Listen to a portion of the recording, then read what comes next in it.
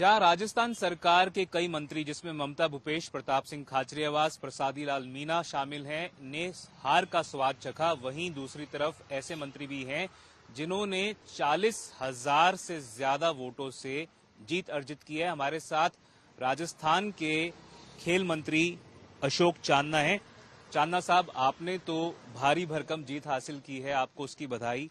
पर राजस्थान में कांग्रेस की हार के मुख्य कारण क्या मानते हैं आप? नहीं, इसमें कांग्रेस की हार या जीत के कारण आंकलन करने वाला मैं कोई व्यक्ति नहीं हूं। मैं तो कल ही शाम को रिजल्ट से आया हूं।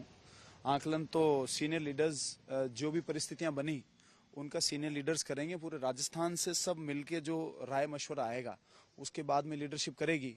और हमारे जिले में तो आप देखिए, मुझे तो बाकी जगह का अभी उतना पता नहीं है क्योंकि कल रात को ही केवल आंकड़े ही जान पाए हम तो, रात को फ्री वे काउंटिंग से। हमारे जिले में तो बीजेपी का सुपड़ा साफ हो गया। कांग्रेस के कार्यकर्ताओं ने, गांव-गांव मजरों में रहने वाले कार्यकर्ताओं ने, जो अपनी गाड़ी का पेट्रोल डीजल जला के एक आम व्यक्ति का थाने तहसील में काम करा के अपने आप को झोंक देते हैं, उनके लिए मैं समझता हूं कि बूंदी जिले में तो चांदना जी, ये कहा जा रहा था कि अगर नए चेहरों को ज्यादा टिकटें मिलती तो कांग्रेस का ऐसा हश्र राजस्थान में नहीं होता। नहीं, अभी इसके ऊपर मैंने कोई रिसर्च किया नहीं है। जब मैं कोई रिसर्च कर लूंगा तो मैं निश्चित रूप से आपकी इस बात का जवाब दूंगा। क्या आप मानते हैं कि पहले से ऐसा माहौल बन चुका था कि जिस प्रकार से बीडी कल्ला की 20,000 से ज्यादा वोटों से हार हुई, प्रसादी लाल मीणा की हार हुई, ममता भूपेश की हार हुई, अगर नए चेहरों को टिकटें मिलती तो आपको लगता है कि परिणाम कुछ अलग हो सकता था? या आपको लगता है कि मोदी की लहर ऐसी थी जिसकी वजह से जो भी आप करते हश्र या परिणाम यही होना था? देखिए, पहली बात तो मोदी जी की लहर यदि होती तो फिर पूरे राजस्थान में होनी चाहिए थी। शेखावटी में आप देखिए, सीकर जिले में, झुंझुनू जिले में, चूरू जिले में, हमारे बूंदी जिले में, वहां तो हमने मोदी जी की लहर का सुपड़ा साफ कर दिया। कई जिलों में तो बिल्कुल साफ है। तो लहर तो मुझे कोई लगती नहीं है। दूसरा क्या होता है कि जब कोई जीत जाते हैं तो सब श्रेय खुद पर लेना चाहते हैं, और जब बाय चांस किन्हीं कारणों से हार हो जाती है तो सब दूसरों के ऊपर लानत फेंकना चाहते हैं। मैं तो ये मानता हूं कि सामूहिक जीत का जश्न सब साथ मनाते हैं। आपका मानना है कि हार का भी जो जिम्मेदारी है वो सबको बराबर लेना चाहिए।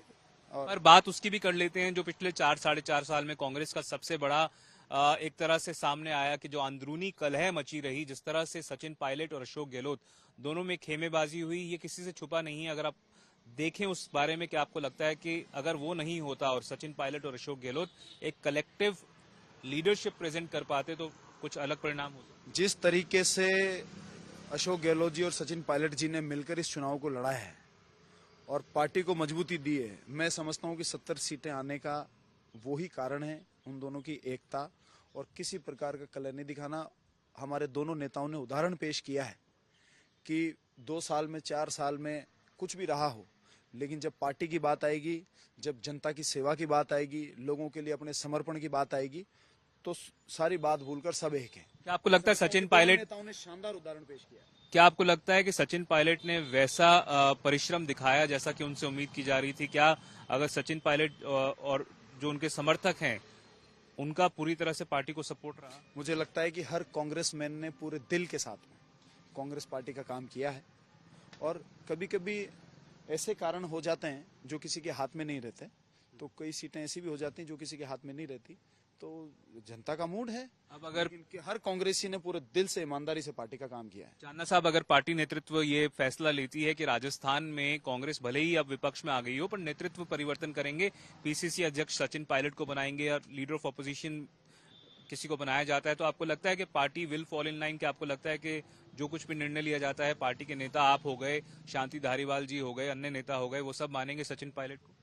ये सब अभी ख्याली बातें हैं। ये आपका ख्याल है। आपका क्या ख्याल? ख्याली बातों के ऊपर कोई कमेंट करना भी एक ख्याली बात है। अपना ख्याल तो बता। मेरा ख्याल है तो मैं आपको क्यों बताऊंगा?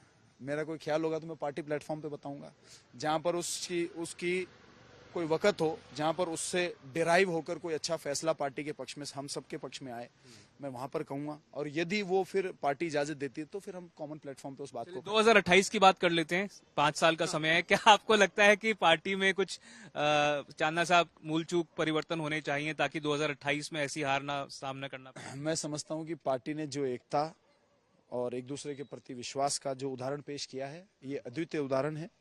दूसरी पार्टी ये नहीं पेश कर पाई, पता नहीं वो तो मौके की खा रहे हैं, लेकिन हमारी पार्टी के नेताओं ने बहुत शानदार उदाहरण पेश किया और नए युवाओं ने बड़े सीनियर लीडर्स के साथ में उनके व्यवहार से बहुत कुछ सीखा है और आगे आने वाले टाइम में इसका पार्टी को बहुत फायदा मिलने वाला है। दूसरे पक्ष में एक आखिरी सवाल दूसरे पक्ष में एक तरह से इस बात को लेकर पक्ष के बाहर भी अटकलें लग रही थी कि मुख्यमंत्री कौन बनेगा।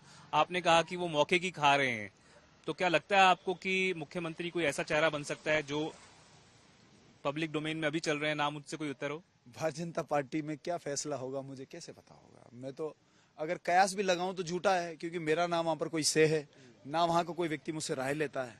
तो मैं क्या सोचता हूं ना वो वहां पहुंचेगा, और वो क्या सोचते हैं ना वो मेरे तक पहुंचेगा। तो मैं कुछ भी कहूंगा उसको कोई औचित्य नहीं है। मुख्यमंत्री के ओएसडी लोकेश शर्मा ने जमकर प्रहार किया है। जिस प्रकार की उनके हिसाब से चुनाव से पहले रणनीति थी, उन्होंने ये भी कहा कि उन्होंने खुद जाकर टूर किया है, जानने की कोशिश किया है, और उन्होंने सजेस्ट किया था कि एंटी इनकम्बेंसी को अगर उसको टैकल करना है तो नए चेहरों को टिकट मिलनी चाहिए थी, पर वो दी नहीं गई। देखिए किन्होंने क्या कहा उसके ऊपर तो मैं कमेंट नहीं करूंगा, लेकिन मैं फिर वही बात कहूंगा कि जीते तो सब कुछ मैंने किया अच्छा, और हार जाए तो सब कुछ दूसरों ने बुरा किया।